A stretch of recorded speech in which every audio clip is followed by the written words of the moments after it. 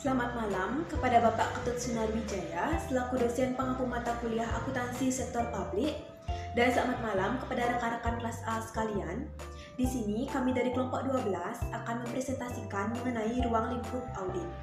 Sebelum memulai presentasi, izinkan kami untuk memperkenalkan diri. Saya Nimade Widiantari, nomor absen 2. Di sini saya selaku moderator sekaligus pemateri kedua, dan rekan saya Nikadek Julianti, nomor absen 1 sekaligus pemateri pertama. Adapun submateri yang akan kami bahas pada pertemuan kali ini yaitu yang pertama ruang lingkup audit, yang kedua ruang lingkup audit keuangan, yang ketiga ruang lingkup audit kinerja, dan yang keempat ruang lingkup audit dengan tujuan tertentu. Materi pertama yang akan saya bahas yaitu mengenai ruang lingkup audit. Audit pada organisasi sektor publik didefinisikan sebagai suatu proses sistematik secara objektif untuk melakukan pengujian keakuratan dan kelengkapan informasi yang disajikan dalam suatu laporan keuangan organisasi sektor publik. Ruang lingkup audit ialah batas yang diizinkan oleh tim audit untuk dapat menerapkan prosedur inspeksi. Apakah ditentukan oleh tujuan yang berupa program atau proyek, lokasi yang berupa pusat, wilayah, cabang atau perwakilan, dan waktu yang berupa tahun fiskal, semester, atau kuartal. Selanjutnya saya akan membahas mengenai ruang lingkup audit keuangan. Audit sektor publik di Indonesia dikenal sebagai audit keuangan negara. Audit keuangan negara ini diatur dalam Undang-Undang Nomor 15 Tahun 2004 tentang pemeriksaan, pengelolaan, dan tanggung jawab keuangan negara. Audit keuangan merupakan audit atas laporan keuangan yang bertujuan untuk memberikan kewajiban yang memadai. Audit keuangan adalah audit yang menjamin bahwa sistem akuntansi dan pengendalian keuangan berjalan secara efisien dan tepat, serta transaksi keuangan diotorisasi serta dicatat secara benar. Selanjutnya ada sistem audit keuangan sektor publik. Yang pertama itu ada pemeriksaan siklus yang bertujuan untuk mengungkapkan tidaknya salah siji materi yang dalam proses pendapatan atau organisasi, dana perimbangan, dan pendapatan lainnya yang sah. Yang kedua itu ada pemeriksaan siklus belanja yang bertujuan untuk memperoleh bukti mengenai masing-masing RCC yang signifikan yang berkaitan dengan transaksi dan saldo siklus belanja. Yang ketiga ada pemeriksaan aktiva tetap yang bertujuan untuk memperoleh bukti tentang setiap RCC signifikan yang berkaitan dengan transaksi dan saldo aktiva tetap. Yang keempat itu ada pemeriksaan jasa personalia. Siklus jasa personalia sangat penting karena berkaitan dengan gaji, pajak penghasilan pegawai, dan biaya ketenaga kerjaan lainnya yang merupakan komponen biaya utama di hampir semua entitas. Yang kelima itu ada pemeriksaan siklus investasi. Siklus ini merupakan bagian dari strategi jangka panjang suatu organisasi sektor publik.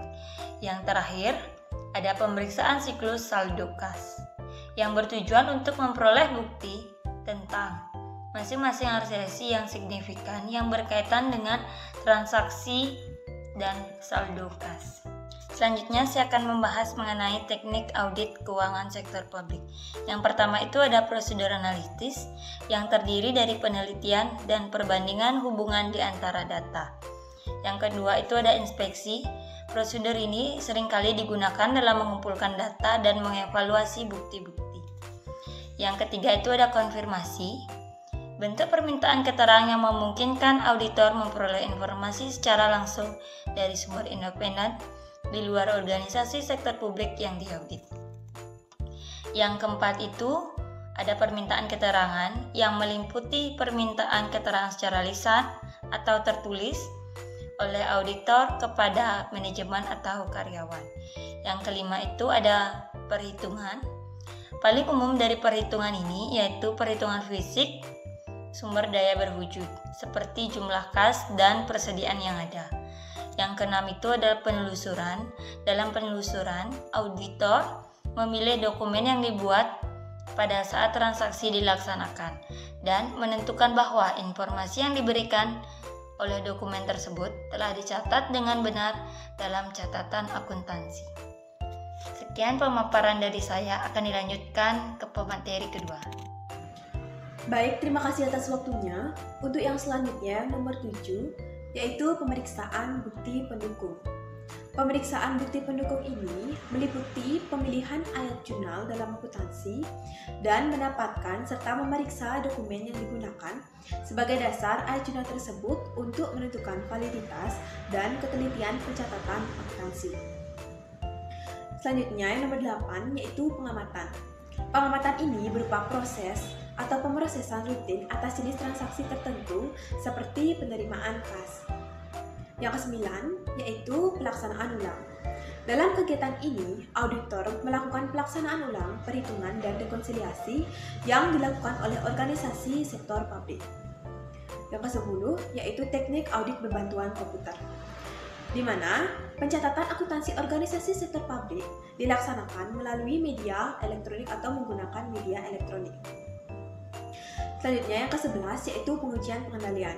Pengujian pengendalian ini dibagi menjadi dua, yaitu pengujian pengendalian yang berkaitan langsung dengan keefektifan desain kebijakan dan pengujian pengendalian yang berkaitan dengan keefektifan dan prosedur serta bagaimana pengaplikasiannya, konsistensinya dengan aplikasi terdahulu, dan oleh siapa aplikasi tersebut dilakukan selama periode audit. Yang ke-12 atau yang terakhir, yaitu pengujian substantif. Pengujian ini dibagi menjadi dua, yaitu pengujian analitis yang merupakan prosedur dalam menyiapkan bukti-bukti tentang validitas dan pengujian terperinci untuk menyediakan bukti-bukti tentang validitas. Materi berikutnya yaitu mengenai audit kinerja. Audit kinerja merupakan suatu proses yang sistematis untuk memperoleh dan mengevaluasi bukti secara objektif agar dapat melakukan penilaian secara independen atas ekonomi dan efisiensi operasi, menentukan kesesuaian antara kinerja yang telah dicapai dengan kriteria yang telah ditetapkan sebelumnya, serta mengkomunikasikan hasilnya kepada pihak-pihak pengguna laporan tersebut. Sasaran audit kinerja ini adalah laporan keuangan atau realisasi pelaksanaan sektor publik. Adapun ruang lingkup audit kinerja yaitu meliputi pengujian atas kinerja tugas dan fungsi sektor publik. Materi berikutnya yaitu audit untuk tujuan tertentu. Audit untuk tujuan tertentu merupakan audit khusus di luar audit keuangan dan audit kinerja yang bertujuan untuk memberikan simpulan atas hal yang diaudit. Tujuan audit mempengaruhi jenis audit yang dilakukan.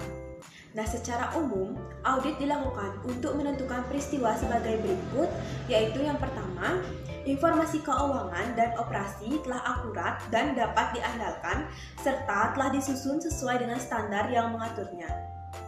Yang kedua, risiko yang dihadapi organisasi telah diidentifikasi dan diminimalisir. Yang ketiga, peraturan ekstern serta kebijakan dan prosedur intern telah dipenuhi. Yang keempat, kriteria operasi yang memuaskan telah dipenuhi. Yang kelima, sumber daya telah dipergunakan secara efisien dan diperoleh secara ekonomis. Dan yang keenam, tujuan organisasi telah dicapai secara efektif. Sekian presentasi dari kelompok kami. Kami mohon maaf apabila terdapat kesalahan kata maupun materi yang kurang lengkap. Atas perhatian Bapak dan teman-teman sekalian, kami ucapkan terima kasih dan selamat malam.